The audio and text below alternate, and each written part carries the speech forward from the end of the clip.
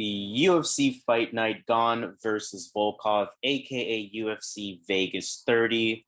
Welcome to another UFC prediction and analysis video by yours truly here at Boxingmmapicks. He goes by the name of Zan, I go by the name of Harris, and as usual, we are giving you our fight-by-fight breakdown and analysis, specifically from the betting perspective. We're here to let you know which fights are worth the value, which fights you perhaps want to stay away from, letting you know which underdogs are providing some good money opportunities. And if you stick around to the end of the video, you may even get a little bit of parlay action. As usual, we would appreciate all of that algorithmic stuff. Like the page, subscribe to the channel, I should say, like the video, comment in the comments. Let's have some really good discussion going on there. And just share this with anyone that you know that needs that UFC breakdown, of course, in a very detailed way. So we're going to get started with things with this UFC Vegas 30 card. We have 13 fights on here. The main event being Ciryl Gane versus Alexander Volkov. But we got 7 fights on the prelims that we have to talk about first. And we're going to get right into fight number 1. In that case, fight number 1, we have Yancy Medeiros versus Damir Hadžović. I'm going to start with reviewing this fight as usual. So I'm going to start with Yancy Medeiros. I mean, he's been a little bit inactive. His last fight was a loss in February 2020. That was to Lando Venata. And before that, he had a January 2019 loss to Gregor Gillespie and a February 2018 loss to Cowboy Cerrone. So he hasn't been the most active fighter on the roster, but we know Yancy to be a somewhat quality striker. I mean, he's trained for a long time with the Diaz brothers. He's trained with Max Holloway as well. So he definitely, has taken some things from them. He'll stance switch a lot. He's accumulation striker, that accumulation style of striker, almost like the Diaz brothers to that point. Medeiros, though, he has problems against guys that can take him to the ground, right? Guys like Gregor Gillespie, if you watch that fight, had no problem taking him to the ground. Although, of course, that is someone to the caliber of Gregor Gillespie. If I'm looking at Damir Hadžović on the other side of things, in general, I mean, we look at his record at 13-6, not bad, but in general, he's been pretty inconsistent since entering the UFC. He's 3-4 in the UFC at this point. On the feet, pretty patient of a striker, not the most active striker, though. And we see that relevant there with his less than 3 significant strikes per minute. He'll march you down, but he won't really, again, accompany that with anything, again, to his low striking rate. Pretty big striker, though, has some really clean hooks, has a bit behind them. He can definitely hurt you if he lands cleanly. 0 takedown defense on his side as well, but I don't think that's going to really be a huge factor in this fight. The thing that's interesting with Yancy Medeiros, he struggles against guys that have that ground heavy attack. I don't think Hadžović necessarily has that. I do think this fight stays on the feet for the most part. And I think in some ways, this is the style of fight that Medeiros has been looking for, especially coming off of a couple of losses. I think Medeiros is going to be the smarter striker here. I think he'll be the more active striker here. Not an easy fight by any means, but surprisingly, I'm going to start fight number 1 by going with the underdog. I'm going Yancy Medeiros. Okay, that's a fair pick. That's a fair pick. It's a tough fight. This is a rebooking of this fight.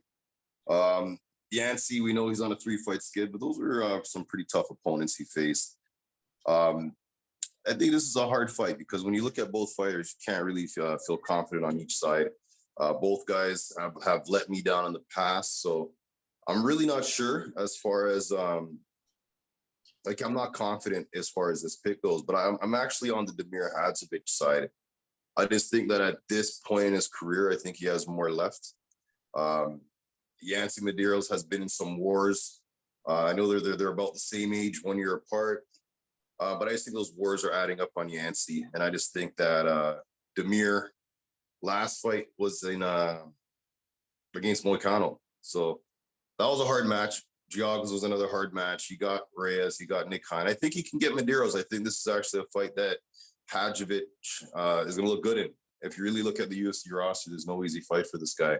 But I think this is one of the easier fights. Again, this fight can go either way, but I think Hadžović is going to have he's going to land the better shots. And I think he's going to get 2 rounds here. It could be a close fight. It could be a sketchy decision where a lot of people think one side won, a lot of people think the other side won.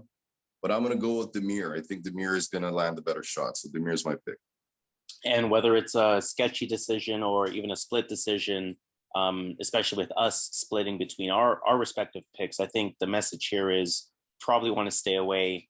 You probably want to see what the energy of the card is going like after a fight like this, especially with the potential judging that may be necessary in a fight like this. So why don't we move on to fight number 2, to a fight that I feel maybe is a little bit closer, or could be a little bit closer. We have easier to judge, I should say. We have Charles Rosa taking on Justin Jaynes. Both fighters are coming off of losses. Charles Rosa, he lost in February 2021. That was to Derek Minner. That was a unanimous decision. He is a BJJ black belt, somewhat awkward in the stand-up. He has a bit of a hybrid style between, I would say, maybe karate and boxing in the stand-up at times. Switches stance a lot, pretty light on his feet, of course, with that karate-esque style that I was mentioning. Fights from the outside a lot, and he's usually looking to come in from the outside, strike, get out, and then sort of continue fighting from the outside in that case. A lot of calf kicks. His calf kick is pretty decent. Not necessarily with a ton of power, more of a point fighter in that, again, that karate type of way. I think his power picks up as the fight goes on, though, and he's not as light on his feet at that point. Then he really starts to sit on it a bit, and it has a little bit in him himself. Unsurprisingly, he has pretty good defense on the ground. I mean, again, talking about his BJJ black belt, he's not that good at getting back up, from what I find. I mean, I find that he sort of just stays on the ground. He'll nullify the ground and pound damage, but he won't really try to get up. And that is a way that you can sort of steal around from him. If I'm looking at Justin Jaynes on the other side of things, I mean, he's on a 3-fight losing streak at this point. And I think his job is on the line. I mean, 1-3 in the UFC. We know he won his debut. But again, he's lost 3 in a row. And that most recent loss was in February 2021 to Devontae Smith. If I were to describe him in a nutshell, I mean, he's willing to engage. He has pop, definitely throws those looping Chuck Liddell-like hooks, and has very questionable cardio, right? He's one of those fighters who are dangerous or potentially dangerous in round 1 if he lands. But, he does. If he doesn't, he really starts to fade, right? So, I mean, he's almost all hands in his stand-up, very little kicks. So somewhat one-dimensional out of Justin Jaynes as well. Again, Justin Jaynes, I mean, he has a hard time with fighters who kind of have a balanced skill set. If you look at his 3 losses, Gavin Tucker, Gabriel Benitez, Devontae Smith, I'm not quite putting Charles Rosa on their level, obviously. In fact, I'm not putting Rosa on their level at all. But Rosa has that diverse skill set versus a relatively basic fighter like a Justin Jaynes. So, outside of Justin Jaynes landing, again, he has that round 1 potential threat to him. He could definitely hurt Charles Rosa in round 1. But I think, outside of that threat, Charles Rosa should be the better overall fighter. So he's going to be my pick, -170, not the worst value either. Okay. Yeah, that's on paper. When you look at on paper, Charles Rosa has that grappling edge. So and we know Jaynes, as the fight goes on, he's kind of susceptible to better grapplers, and also just susceptible to fighters that have better cardio. And Charles Rosa has shown that he can kind of go the 3-round pace in the UFC. He had some wins, he had some losses in those situations. The thing about Charles Rosa, though, I think if he plays around in the stand-up, I think he's really in trouble. And he doesn't have the best takedown defense. The best takedowns. Charles Rosa, he can get takedowns, but to me, he's not the best at getting the fight to the mat. And I believe you can get Justin on the ground. But I think in the first round, I think Justin's going to be going guns blazing on this guy. And Charles, I don't really like his striking defense. I'm going to roll the underdog, Justin Jaynes. I think 3-fight losing streak. Again, he's fighting for his job, likely like Medeiros. But in this fight, I just think Justin Jaynes has that power. And I think that when it comes to the boxing, Charles Rosa, his striking is mainly kicks, right? So Justin Jaynes likes to fight close, likes to be on you. And I know Rosa does not like people in his face like that. So It's going to be an interesting fight. Again, Charles Rosa should definitely win this fight. But I think this is not, I think there's a good chance Justin Jaynes connects in that first round. And that's what I'm going to bank on. I'm going to go Justin Jaynes here to pull off an upset. Not mad at that pick at all. Again, to your point, Justin Jaynes is a threat in round one.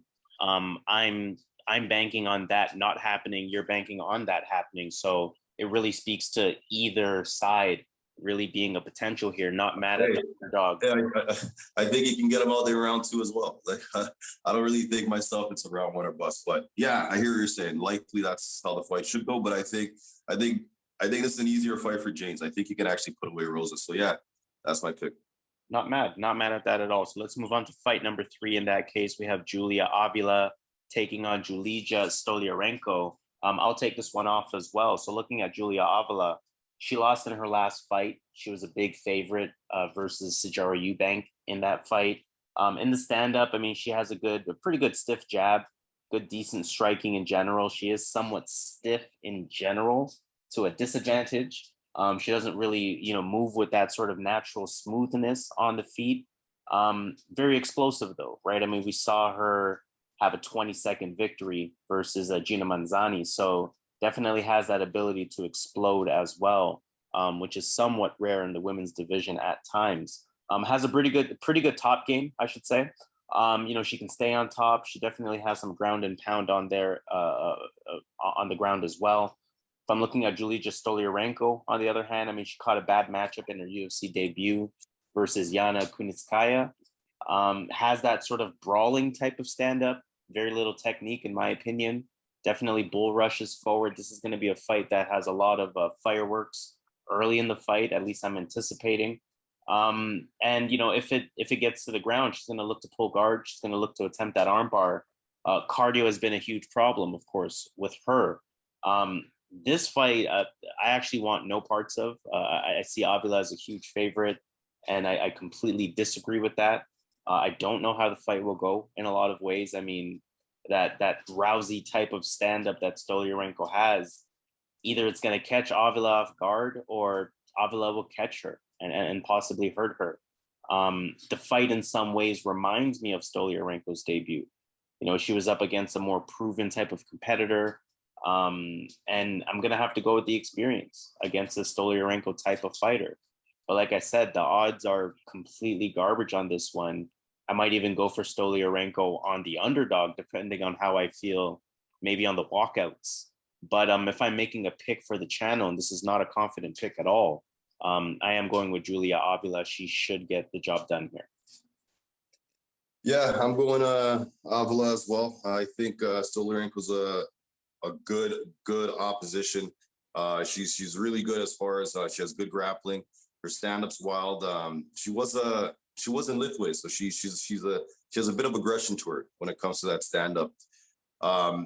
This is going to be a tough fight. I think it can go either way, but I just think that Avila has a bit more better striking. And I think a lot of this fight's gonna be on the feet. And I think Avila is strong enough to keep us on the feet. I know Sijara Eubanks was able to kind of use that grappling against Avila, but I don't think Stoliarenko has that wrestling or that strength that Eubanks had in that fight. So I'm gonna roll with Avila. I think that she should get this done. I think she's a bit more clean, a bit more crisp. And I think, yeah, she should bounce back with the win in this fight. All right, fight number 4. In that case, we have Marcin Prachnio taking on Ike Villanueva. How do you feel about this one? All right, when I look at Ike, he looks like one of those old school fighters, wants to stand and bang.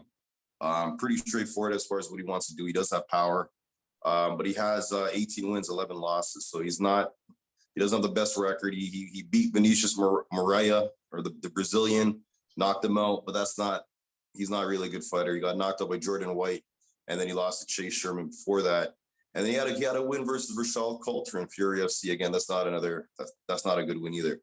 So Ike can fight. He's a good guy. He's a good fighter. He can scrap. But as far as UFC level, I don't think he's at the UFC level. I don't think Marcin's that great either. But I just think he's more well-rounded than Ike. And I think that, like, his striking, he has more tools in his striking. He kicks a lot. And I think that's going to be the difference in this fight is his movement, his kicks, His boxing, I think Ike has the better boxing, but I think Marcin's overall game, the younger fighter right now, I think it's his time. So he should get this done. Yeah, one thing or a few things I'll add to what you mentioned, because Prachnio is my pick as well. Prachnio, he's coming off of a UD win to Khalil Roundtree. That was his last fight. That was January 2021. And he needed that win at the time. He was 0-3 in the UFC. Definitely felt like he was fighting for his job. I mean, you look at his record now, he's 1-3 in the UFC. So in my opinion, I feel like he's going to have that same sort of hunger, and that is going to be there for him. And he's facing an opponent that, you know, is beatable in Villanueva, as we can clearly see based on his record. To your point, the more diverse striker. And I think it's really that simple. So I think Marcin Prachnio is a decent pick here. You know, of course, in the heavier weights, anyone can catch anyone, but Prachnio is just a more diverse striker. So he should get the job done in this one, and he's going to be my pick as well. Let's talk about fight number 5. Warlley Alves found a new opponent, Jeremiah Wells. Why don't you tell me how you feel about this one? All right, so we got Jeremiah Wells. I think this is a short notice fight for him, so it's gonna be tough for this guy. Short notice coming into the UFC, fighting Warlley Alves. What is it? A short notice fight? Yeah, he came in because Ramazan Ameev dropped out. Yeah, so I'm going off memory. So yeah, this is a short notice fight. Jeremiah Wells. What I've seen from him though, I think this could be a spot that could spoil a lot of parlays. That people are really heavy on Warlley Alves. I like Warlley Alves to win this fight. That's going to be my pick. But at the same time, like this Jeremiah guy, it's short notice, but he has power, and Alves gets rocked, and Alves can get put away, right? So there's always that concern that Alves comes out here, because one thing about Alves, he can come out here just like how he looked against Munir Laziz, and then you can see how he looked against Brian Barberina versus Randy Brown versus James Krause. Fights where he pretty much was getting schooled in a lot of these spots, right? So, but then when you see him fight Sergio Moraes or Munir Laziz, he comes out guns blazing, power, not like he's on point. So if he comes on point, he should win this fight. He should get this done. But by no means am I confident in this pick, only because I know that Warlley Alves has there's two type of Warlley Alves, right? So I'm not sure what I'm going to get fight night. He's not that reliable. But in this spot, his opponent's coming in short notice. Aside from the power, I think Warlley Alves has him everywhere, right? He has the kicks, he has the grappling, the jiu-jitsu. So I'm gonna go Warlley Alves here in a fight he should win, but we got to be careful because this new guy, we're not really sure what this guy's about, because I seen him touch people and they drop stiff, right? So you got to be careful about that. So, but I'm gonna go Warlley Alves, and I'm gonna take him to win this. Yeah, I think the only thing that I can add to that is, admittedly, listening to your analysis on this fight has sort of downgraded my pick in some ways. I am going Warlley Alves as well. Every single reason that you mentioned. I mean, he has him everywhere. He's a very explosive guy to start fights.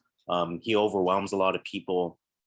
Kickboxing champion, or at least Brazilian kickboxing champion, I should say. You know, very decorated fighter. Of his 15 wins, 5 via KO, 7 via submission.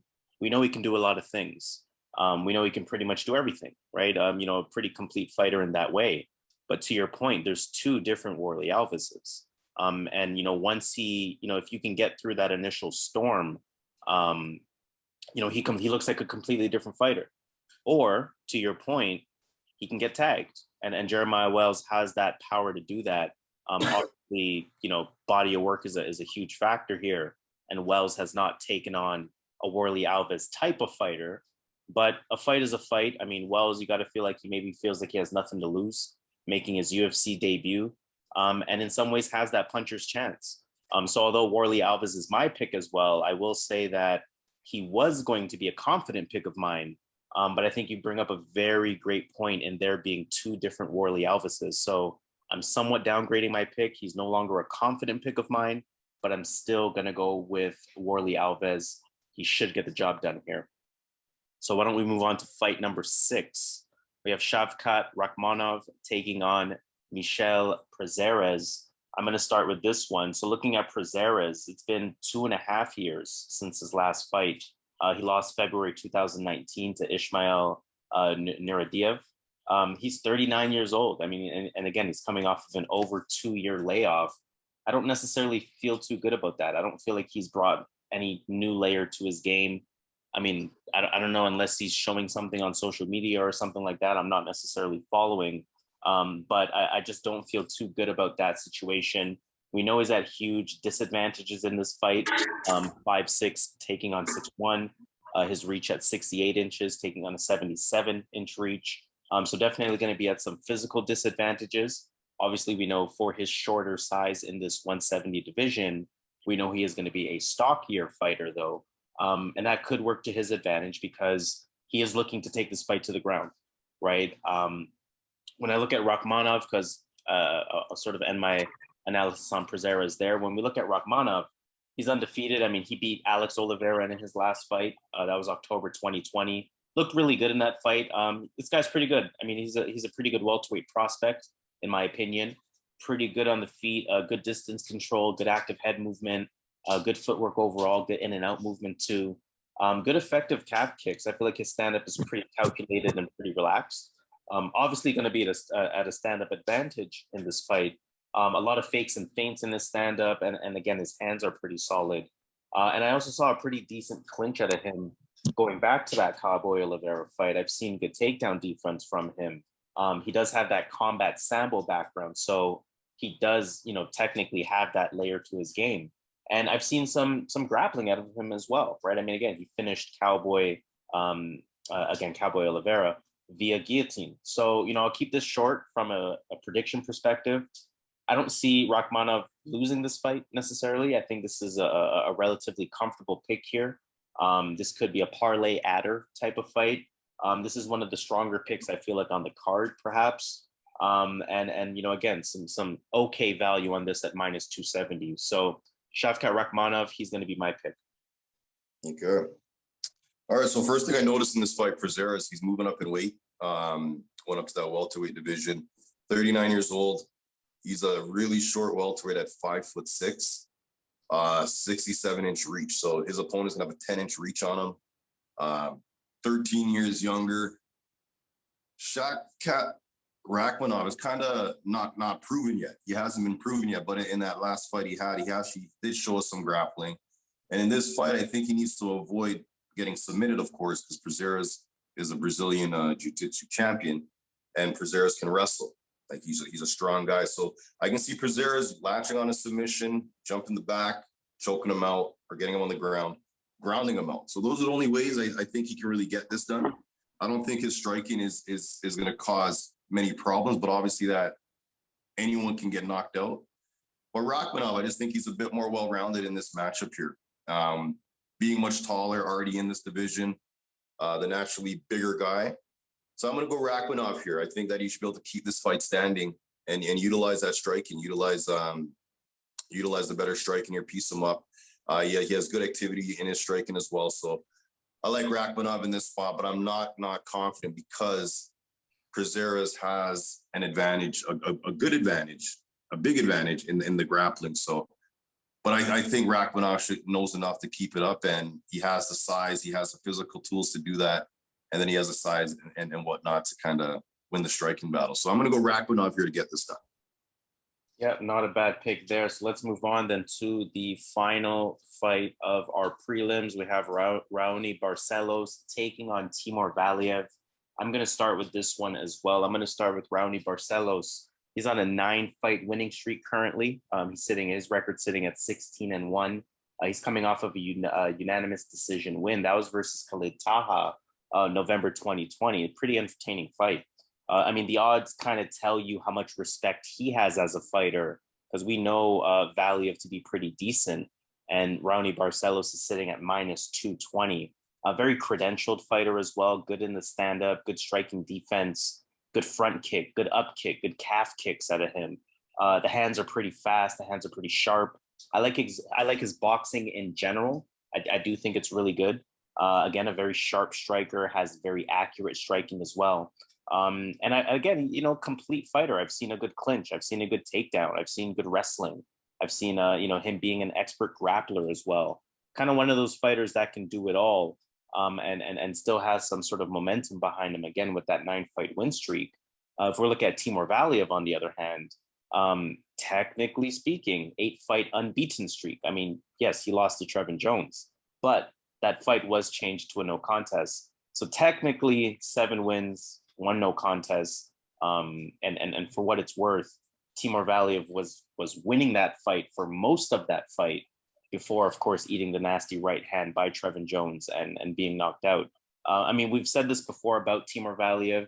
Super quick hands. He's very active. He throws a lot of strikes. He's always moving. You know, of course, you want to think Frankie Edgar in some ways because he trains with Frankie Edgar, of course. You know, has good feints, had good fakes, good level changes, very diverse approach to his game. You know, he's good at putting the pressure on in terms of his on the feet pressure. Again, very active style of attack, so he can definitely use that to his advantage. And I've seen him be able to stuff takedowns, you know, when needed. I think in general, when I look at this fight, I look at it as a high level fight. I mean, Barcelos may be the better overall fighter. There may be levels to this, but I think in general, this is a very high level fight. Valiev to me, sorry, outside of Raoni Barcelos, I know he only has the 1-inch height advantage and same reach, but I do think he will physically be the stronger of the two. But again, I think Timur Valiev is live, right? I mean, again, high level fight. It's going to involve a lot of technique, and both guys have it, right? Both guys are quick. Both guys can catch one another. I like Valiev. I'm going to go Valiev, and the reason I'm going to go with Valiev is because I feel like this is one of those fights that might just be a 50-50 fight. And when I'm looking at Timur Valiev sitting at plus 180, I mean, not necessarily a confident pick that he's going to win for sure, but I definitely think in a 50-50 fight, I'm going to roll the dice with a plus 180. So I'm actually going to go with the underdog. I'm going Timur Valiev. He's going to be my pick.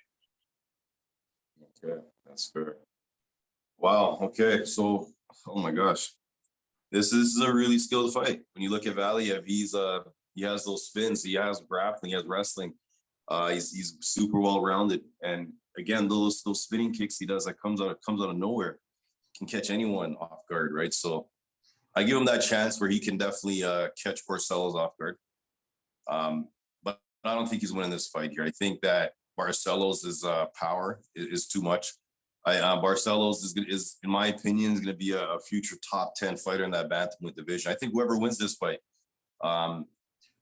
is going to win another couple fights and get right up in there, right? So, but I think Barcelos here, I like him in this spot. He has wrestling. He was a Brazilian wrestling champion. He has jiu-jitsu. I believe he's a black belt. I believe, and he has heavy hands. I think in this fight, it's going to come down to the fact that Barcelos is going to hit Valiev a lot harder than Valiev hits Barcelos. And as we've seen in that fight versus Trevin Jones, when he finally really landed, Valiev was in trouble, right? So I think that's Valiev's chink in his armor, is his chin. I know he really hasn't been knocked out many times. That was his first and only knockout. But again, this is the UFC level now. This is a different level he's in. He was in 3 UFC fights. I'm sorry, he was in 2 UFC fights and he was knocked out once. So it's a different game now, right? So I'm gonna go Barcelos. I think he lands, and I think as good as Valiev is, I don't think his chin is gonna hold up in this fight. So Barcelos is my pick. Yeah, I'm not mad at that pick at all, and that's a good additional point about, again, that chink in Valiev's armor. I can definitely see that portraying in that way. Again, Barcelos is definitely the real deal, in my opinion, but a very highly skilled fight. And I can't wait to watch that one as a fan. Why don't we take it to Vegas and let's talk about some of the betting lines that we have here. Why don't we perhaps take a look at which underdog or underdogs you feel like have some value? Okay, you want to go first? Yeah, I'll definitely go. So I'm going to go with I'm going Yancy Medeiros, man. I'm going Yancy Medeiros. I feel like, I mean, anything can happen in that fight in some ways. I feel like technically one of the easier fights for both of these guys. So I'm going to go Yancy Medeiros. I feel like he has a legitimate shot there. And this is a bit of a gut check, and this one might not be the smartest pick, but I'm still rolling with it. Timur Valiev, again, very highly skilled fight with some decent odds there at plus 187. I might be taking a look at that depending on how these two gentlemen look in the ring walk. So again, Yancy Medeiros and Timur Valiev. Okay. No confidence here, but I'm going to roll with Justin Jaynes to keep his job and knock out Rosa. Not a bad pick at all. Again, I think he can definitely land that knockout. You know, the same way he debuted is the same hunger he could have on Saturday. So let's see how that one turns out. And in terms of maybe a favorite pick or two, and I'll start with this one. I'm definitely putting Shavkat Rakhmonov on that. Again, we know the grappling threat that Prazeres can be, but a lot of different factors point to why Shavkat Rakhmonov should get the job done in that one. And I know I said I downgraded my confidence level in him, but I'm still going with, where the heck is that fight? I don't even know if it's up there yet. Warlley Alves, which is not, the betting line is not up there yet. So I can't wait to see what it is. But yeah, I'm still going with Warlley Alves as one of my more confident picks on the prelim, along with Shavkat Rakhmonov. All right, I'm rolling with Raoni Barcelos and Shavkat Rakhmonov. Not bad at all. I'm not mad at that at all. Again, I know I put Valiev there as the underdog pick, but I'm not mad at all in Barcelos being a more confident pick. I can definitely see that happening as well. So let's sign off. Of course, coming up next is our main picks predictions. But in our usual fashion, we are going to sign off by asking you guys to do all of that algorithmic stuff that helps us out. Subscribe to the channel, like the video, comment on the video. Let's have some really good discussion. Let us know which underdog picks you're perhaps considering on this prelim card. Let us know which parlays you're perhaps considering on this prelim card. And of course, if you want some specific breakdown of your specific parlay, again, put that in the comments and we're more than likely to give you our further breakdown on that, again, from specifically the betting perspective. That said, we're going to sign off. He goes by the name of Zan. I go by the name of Harris. We are Boxing MMA Picks, providing you with our preliminary card picks for UFC Fight Night, Gane versus Volkov, aka UFC Vegas 30. Let's get this money. Let's do it.